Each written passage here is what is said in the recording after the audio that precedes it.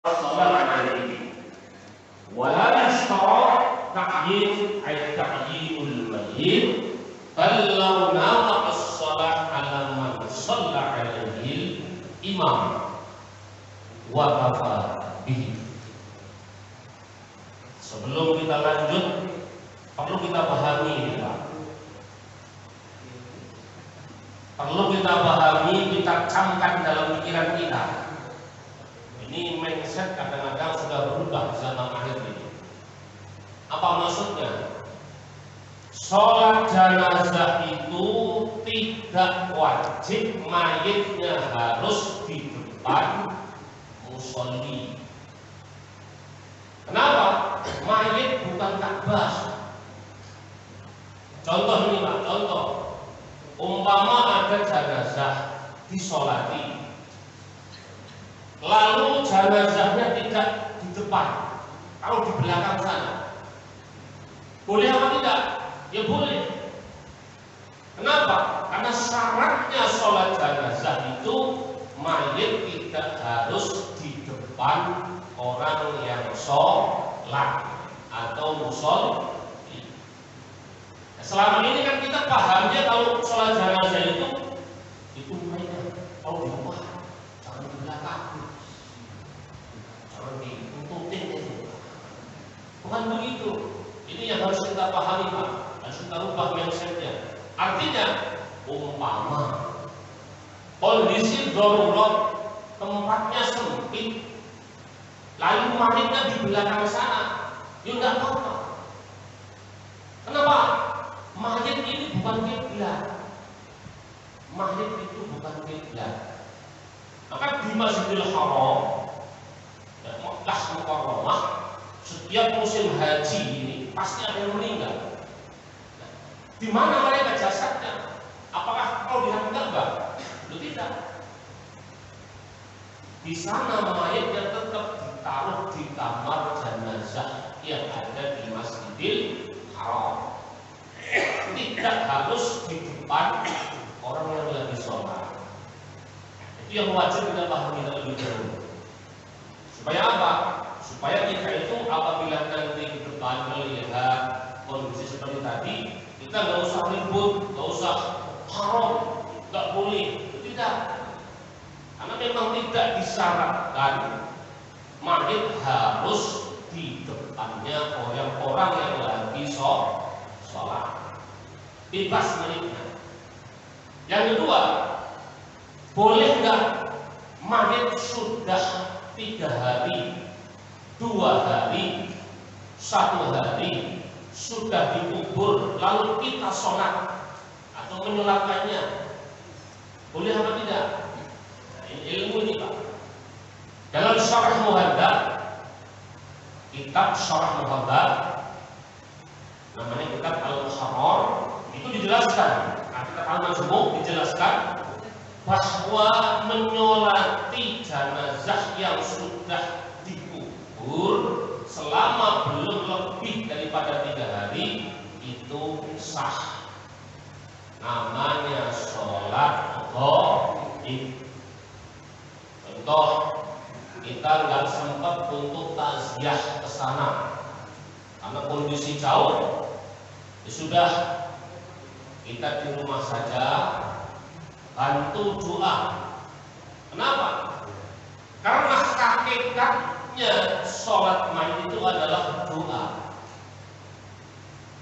Hakikatnya sholat jenazah itu adalah doa. Nah, ini sekaligus menjawab pertanyaan dan pemahaman keyakinan orang yang mengatakan doa orang yang hidup tidak nyampe kepada orang mati, dijawab langsung oleh sholat jenazah atau sholat mayit. Saya beri contoh nih. Mereka yang nggak yakin doa orang hidup nggak nyampe kepada orang mati, dites mereka. Kalau umpama bapaknya mati, istrinya mati, ibunya mati, anaknya mati, lalu nggak usah disolati, kira-kira mereka terima apa enggak ini? Terima apa enggak ini? Sementara mereka aneh. Anehnya bagaimana? Mengatakan doa orang yang hidup tidak akan nyampe kepada orang yang mati. Sholat jenazah itu doa semua. Fatihah doa, sholawat doa. Apalagi nanti Allahumma ighfir lahu atau Allahumma ighfir laha atau Allahumma ighfir lahum, ini doa semua. Maka tata caranya tidak ada ruku. Sholat ini tidak ada ruku, tidak ada sujud, karena mutlak doa dan doa terus. Ini orang-orang yang tidak yakin dengan doa orang yang masih hidup, tidak nyampe kepada orang yang mati, maka mereka kalau saudaranya mati tidak usah disolati. Emang nggak yakin kok? Kan begitu lah. Kira-kira terima banyak yang begini. Korek lah. Atau mungkin doain aja yang jelek. Oh dia nggak yakin nyampe Tuhan kok.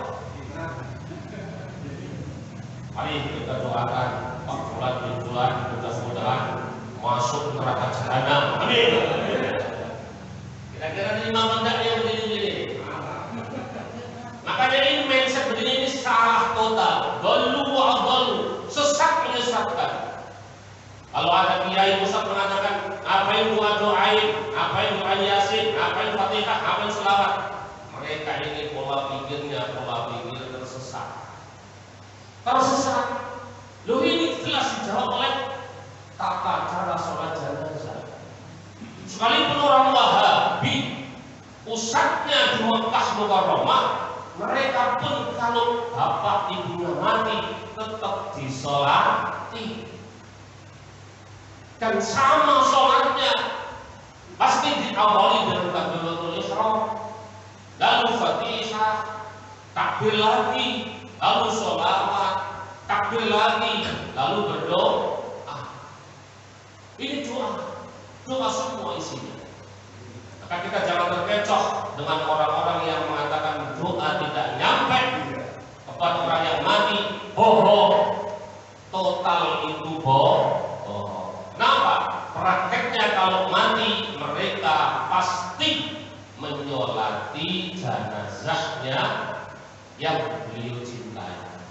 Sallallahu alaihi Nabi Muhammad. Ini ada cerita lucu Pak. Cerita lucu dari Abu Nawas.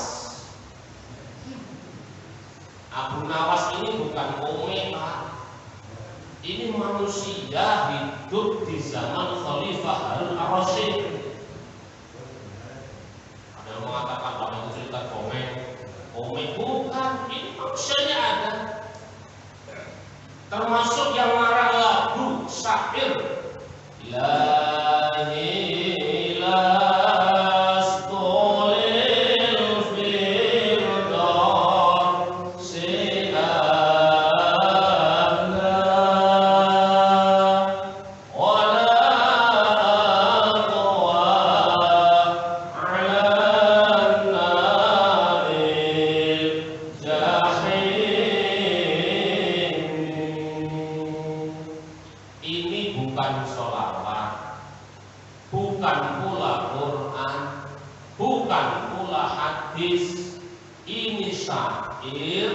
senandung khayalannya beliau Abu Nawas diungkapkan melalui kata-kata mutiara tertulis ilahilas turil firdausi ahla wala aqwa ala dalil jami ila akhirnya. Maka sahabat jangan terus mari bareng-bareng pada sholawat la ilaha illallah. Cetol ini tidak tahu bahasa Arab, cetol pusat angel ini muncullah apa? Ini adalah ungkapan hati. Abu Nawas itu dalam hikayat Harun ar-Rasyid dijelaskan beliau orangnya cerdik, licik, tapi waliullah. Jalan wali itu banyak Pak. Ada jalannya karena kesabaran, kekuatan, keimanan. Ada lagi yang karena kelebihan dari Allah, wali mastur, dia orangnya memang ditutup oleh Allah Subhanahu wa Ta'ala. Nah, ini beliau satu hari diundang sama jamaahnya untuk sholat jenazah. Begitu sholat mulai, pakai komat apa tidak? Nggak usah. Jenazah pakai komat, nggak usah. Begitu mulai takbir Allahu Akbar, dah mulai semua. Ini rupa-rupanya Abu Nawas lupa, habis ada ruku, sujud. Nah, terus ahli warisnya ngomong, Abu Nawas, ini kan sholat jenazah, kenapa ada ruku, kenapa ada sujud? Iya, karena bapakku banyak dosa. Abu Nawas ini, udah lagi diulang. Yang kedua, tertib, tidak ada ruku, tidak ada sujud. Selesai sholat, tanya lagi ahli warisnya, loh, ini tidak ada ruku, tidak ada sujud. Iya, dosa bapak sudah diampuni. Namanya orang pintar licik. Di mana saja menang terus ini tak begitu. Pintar dari alasannya itu. Tapi ilmiah juga ini. Nah, coba kalau yang bodoh pasti ya dan apa diampuni sujud. Ini contoh cerita saja. Kesimpulannya adalah kembali tadi, di dalam tata cara sholat jenazah tidak ada rukuk, tidak ada sujud. Ini mutlak doa. Nah, kembali tadi, apabila ada jenazah meninggal sudah dikubur 3 hari, kok kita menyolatkannya, itu boleh. Nah, sekarang kita bahas mengenai niatnya. Karena ini rukun nomor 1 adalah al-awwal an-niyat. Tapi yusfaradu at-ta'arud lidzikril fardiyah. Dalam niat sholat jenazah, kalau mayitnya 1 laki-laki, maka usolli ala hadzal mayyiti. Kalau mayitnya 1 perempuan, baik kecil ataupun gede, maka usolli ala hadhil mayyiti. Berkembang lagi, bagaimana kalau sholat jenazah mayitnya banyak, lebih dari 2. Ceritanya ini kondisinya bencana, entah itu bencana kecelakaan atau mungkin karena tertimbun macam-macam. Pokoknya jenazahnya lebih dari 2. Karena kajian ilmu nahwu itu kalau 1 mufrad, kalau 2 namanya tasniyah, kalau lebih dari 2 namanya jamak. Maka seorang pemimpin tahlil, seorang pemimpin istighosah, tatkala doa harus tahu persis apa yang mereka panjatkan. Contoh, ini tawassulnya banyak, lebih dari 1.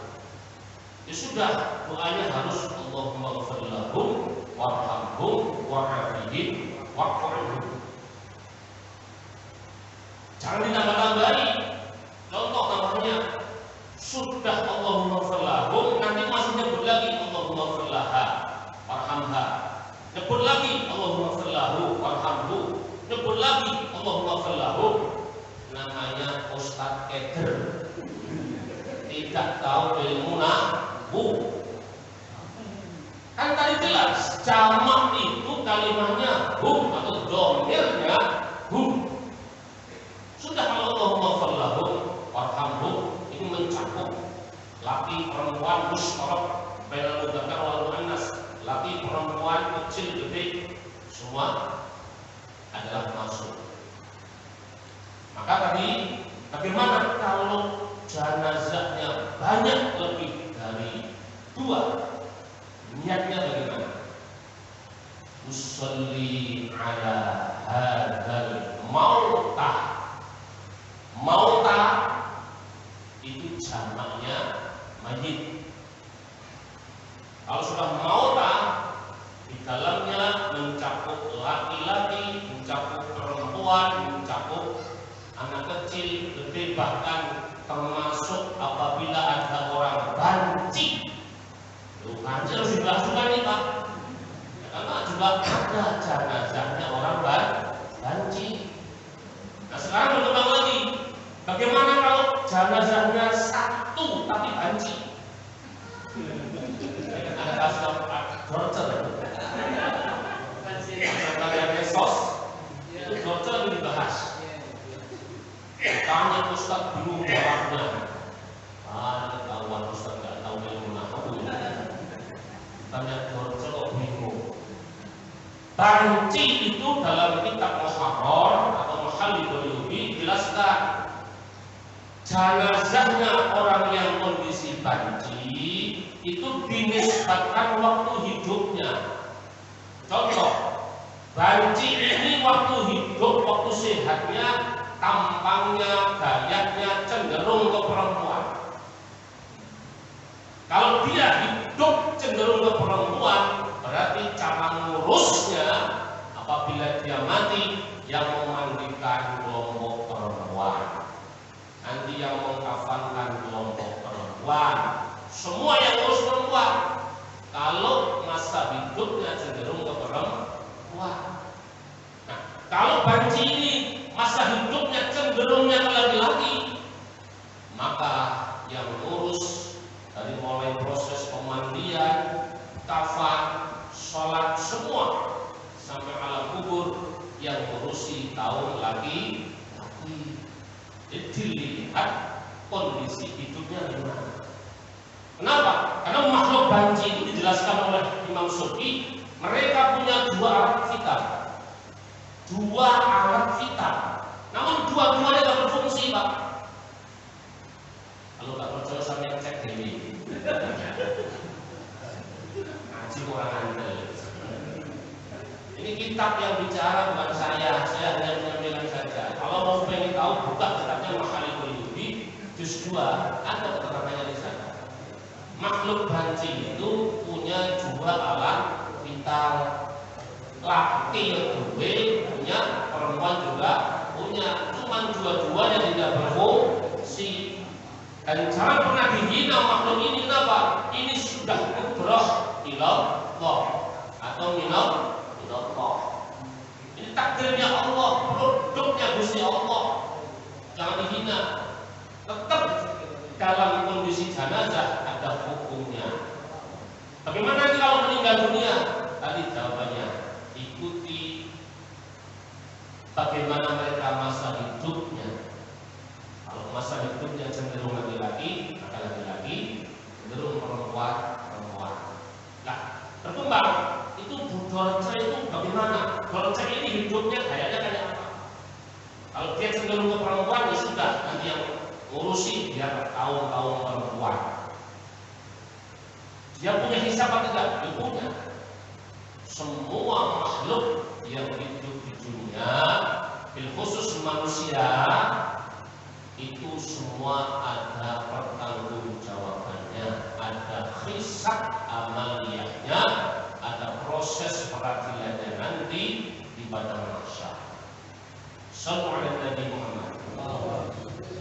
Mari tadi mengenai tata cara niat.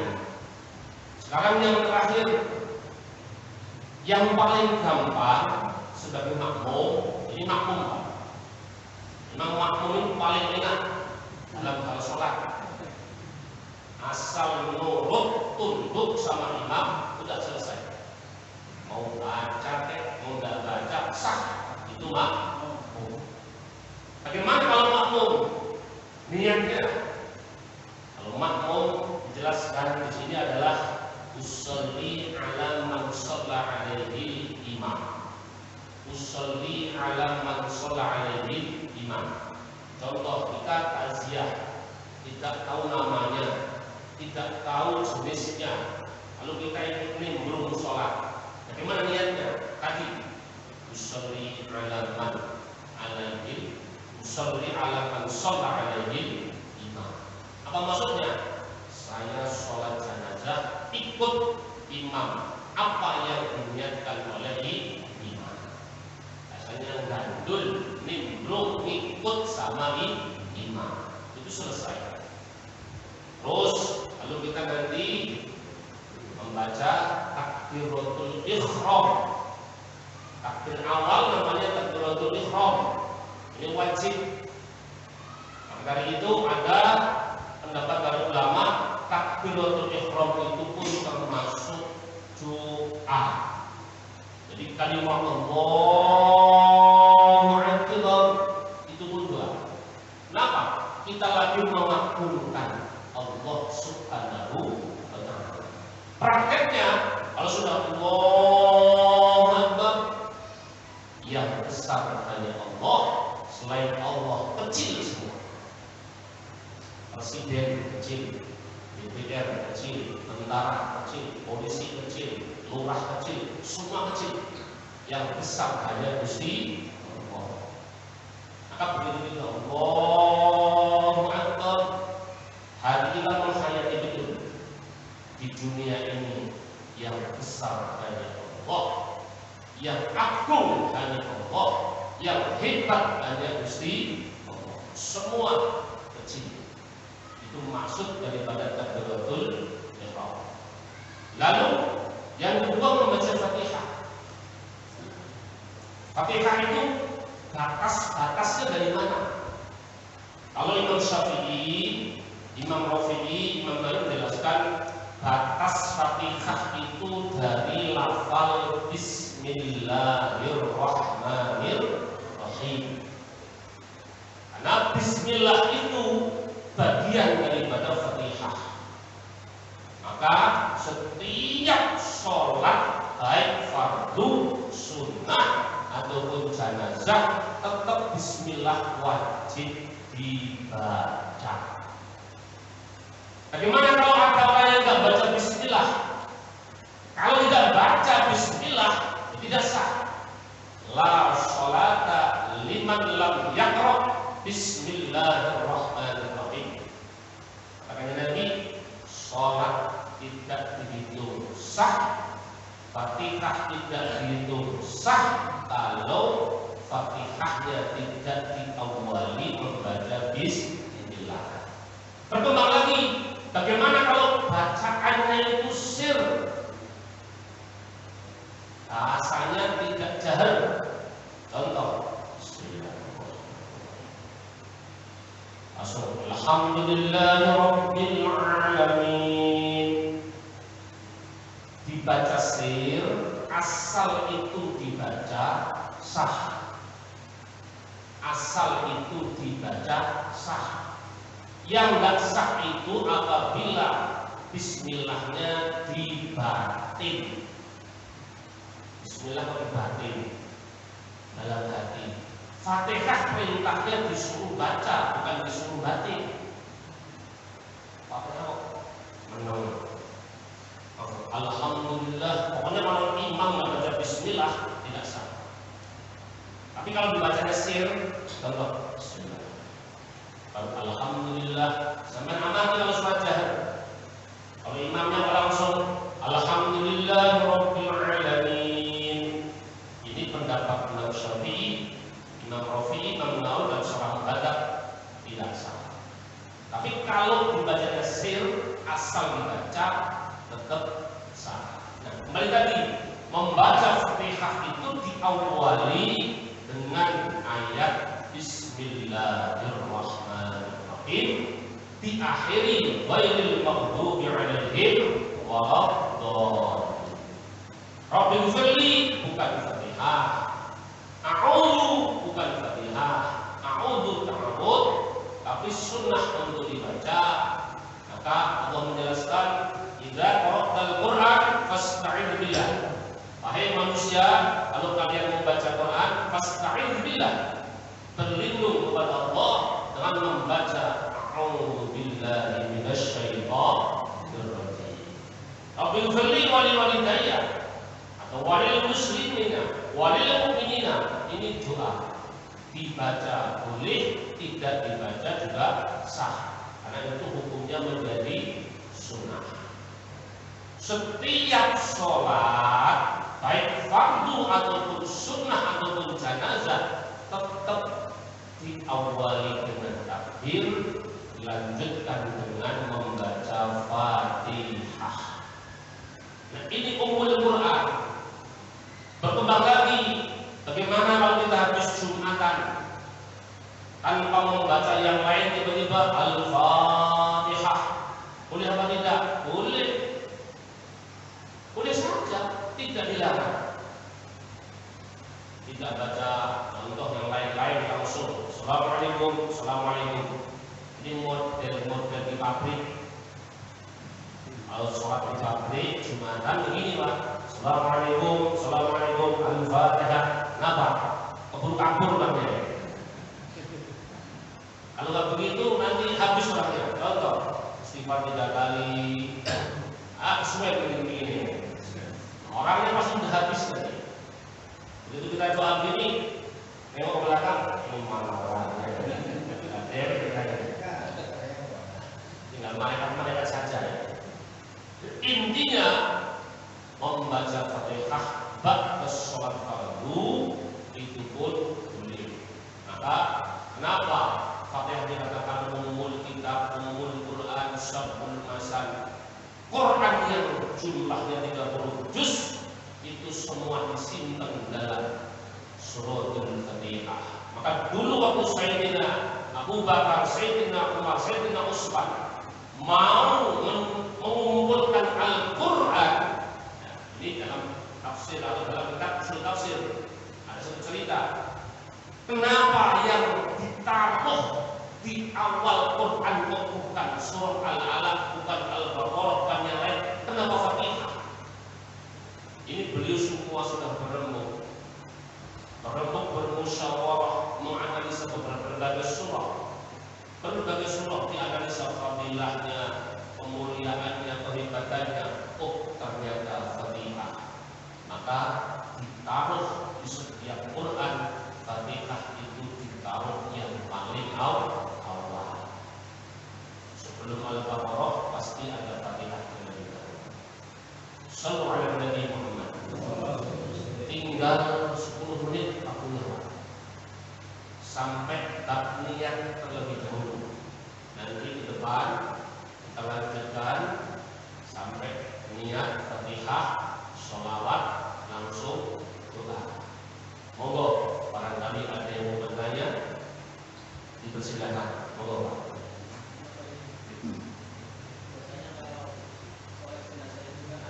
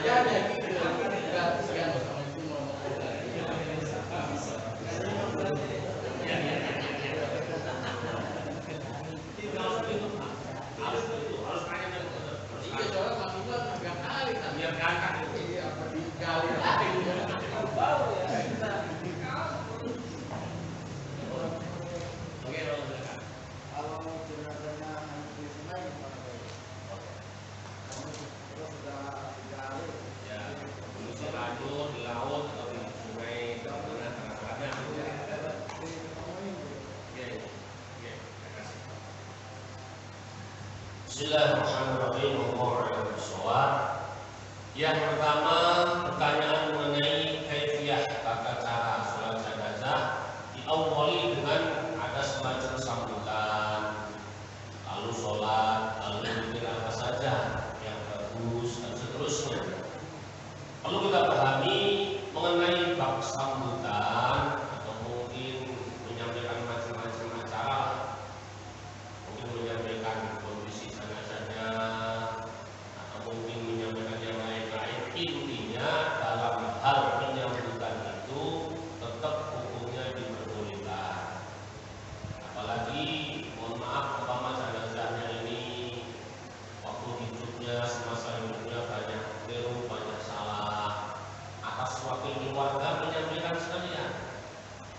dipamitkan sekalian.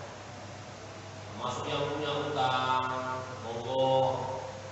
Yang punya utang atau sangkutan masalah keuangan, utang piutang, nanti segera urus ahli waris karena untuk atau demi keselamatan jenazah.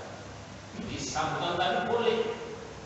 Ini semua adalah untuk kepentingan jenazah supaya apa? Dia masuk kubur sudah bebas urusan dunia, termasuk keliru sama tetangga disampaikan oleh ahli waris yang nyambut.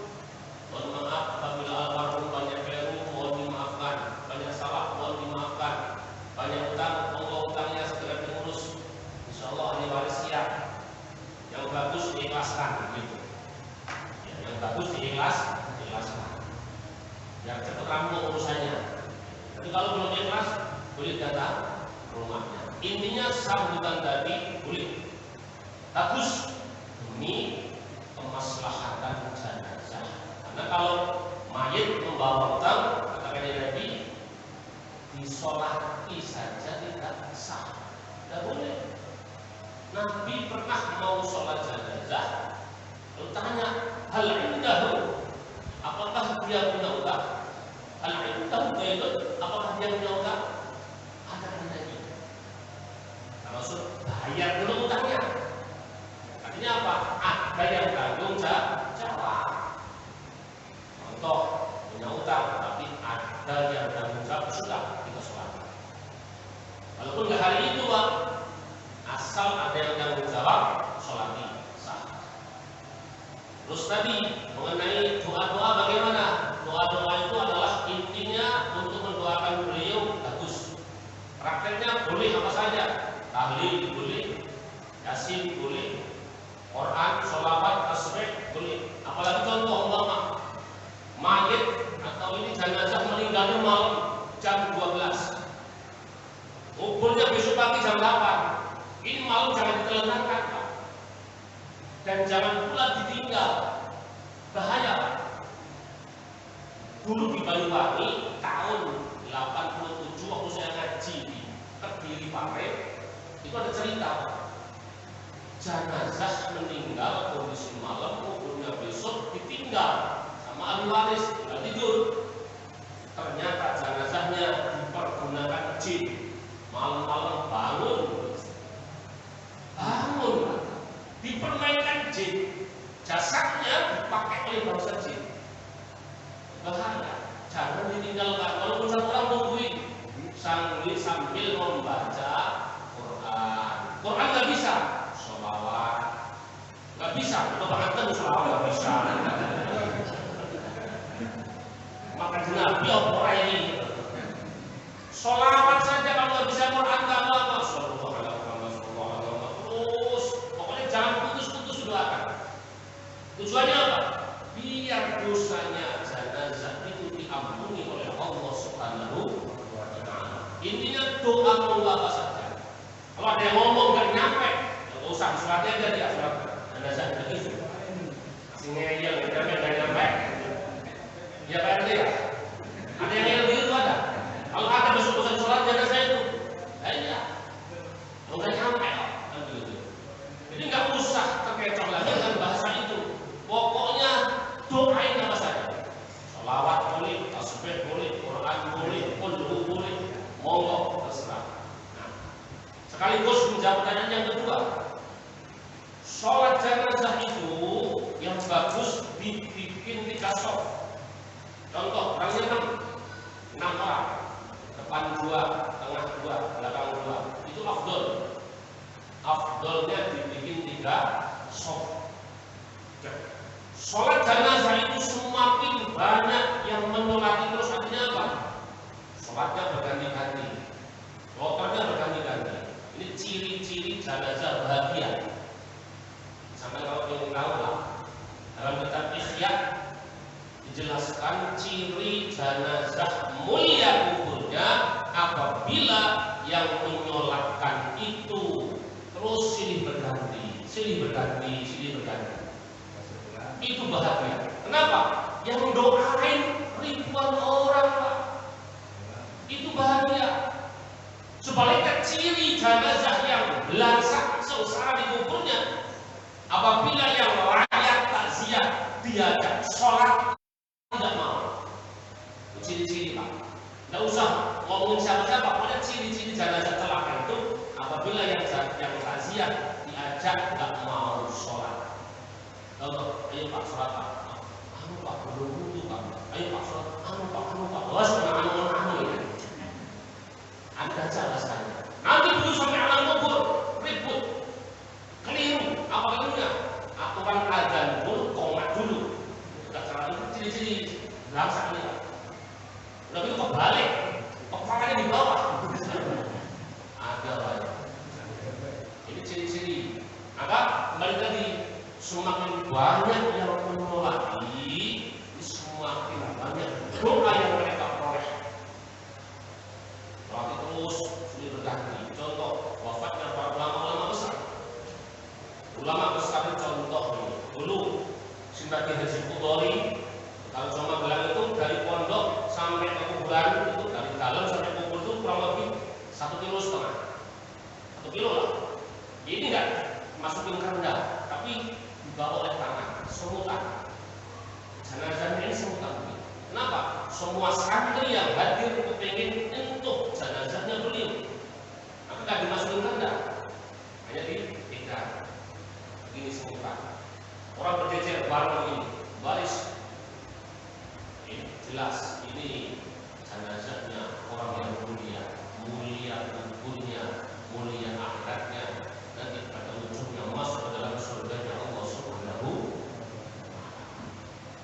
Yang nomor 3 tadi, pertanyaan sholat jenazah 3 hari, apakah jenazahnya dibongkar lagi atau tidak? Sholat gaib itu tidak diharuskan jenazahnya ada di lingkungan kita. Kalau sudah dikubur, ya sudah nggak apa-apa, nggak usah dibongkar. Kenapa? Tadi saya sampaikan, sholat jenazah itu tidak diwajibkan jenazahnya harus hadir di depan kita. Sekaligus yang menempatkan. Contoh, jenazahnya ini meninggalnya terendam atau tenggelam ke dalam lautan sampai 40 hari belum ketemu.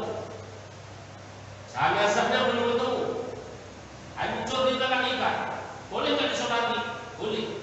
Namanya sholat gaib. Usolli ala hadhil atau hadal mayyiti fulan bin fulan al ghaibi fardhu kifayati lillahi ta'ala. Imam makmum ya, pokoknya aku mengenai sholat imam selesai itu makmum paling banyak. Imam yang wajib tahu. Maka tradisi ulama dulu itu kalau ada jenazah undang kiai yang alim, suruh mimpin sholat jenazah. Kenapa? Penting, orang alim ini penting. Karena yang membawa nanti sholatnya orang banyak. Nah, kalau orang bodoh sholat jenazah, nanti doanya keliru, niatnya keliru, mayitnya ketawa. Boksa kalau latihan keliru niatnya. Ini bukan karena istilah tadi umpama mengapa undang-undang kiai, tidak begitu. Ini ikhtiar, hati-hati. Ini jenazah di dunia terakhir ini. Nanti akan masuk alam kubur, alam barzakh. Maka waktu nanti undang kiai yang alim untuk memimpin sholat jenazah supaya apa? Jenazahnya bahagia. Doanya orang yang alim, yang ulama, yang paham dengan ilmunya, berbobot kadarnya.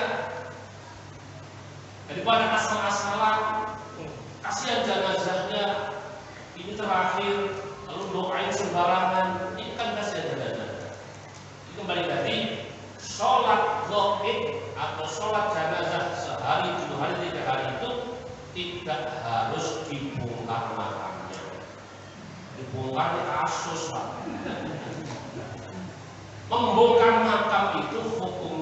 boleh, otopsi jenazah juga boleh. Satu syaratnya untuk kepentingan hukum, nyari kebenaran.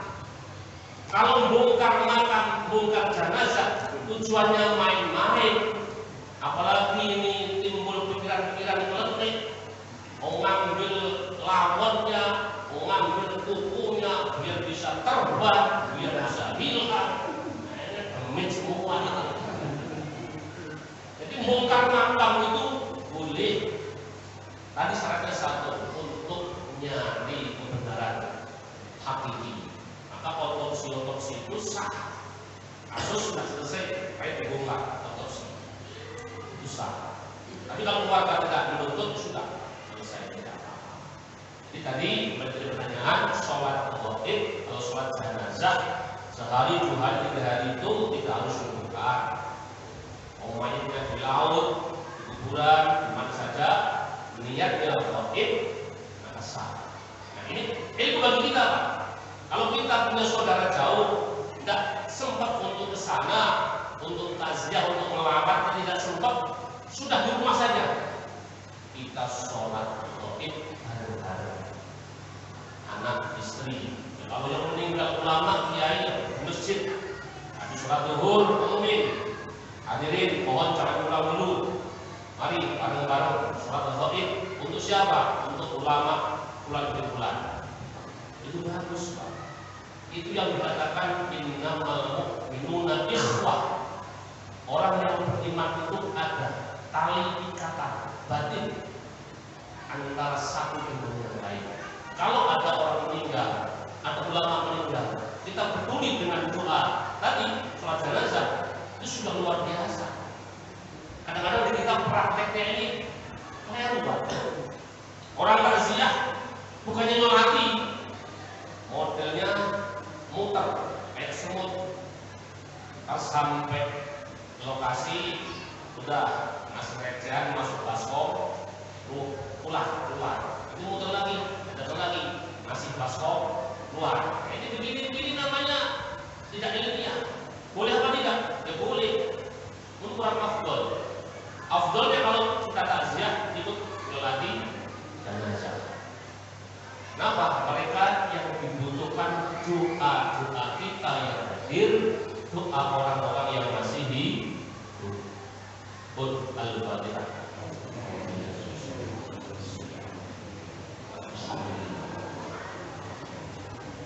Iya. Surah. Amin. Allahu Akbar.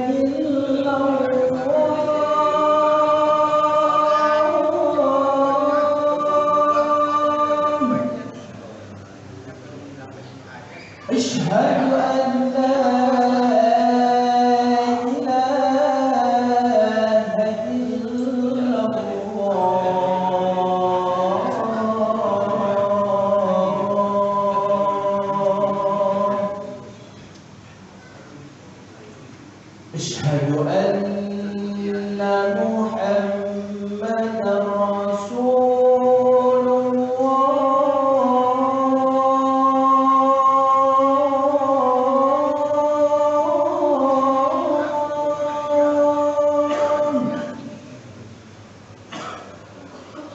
أشهد أن محمدا رسول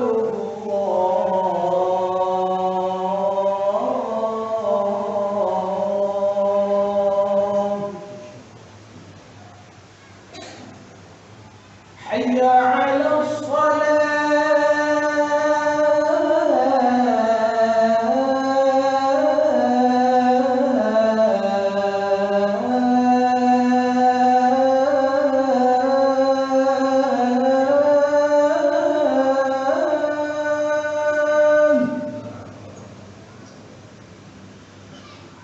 حي على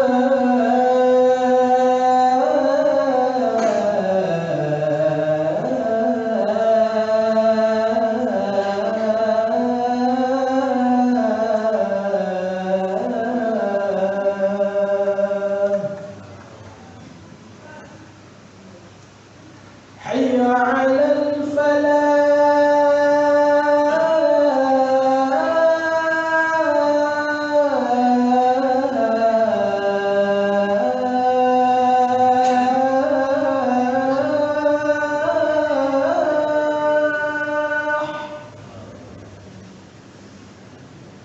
حي على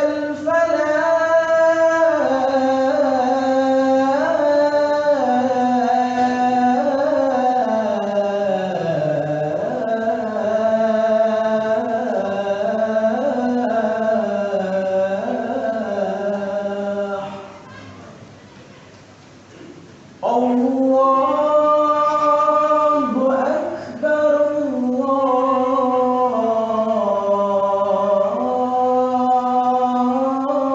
الله أكبر لا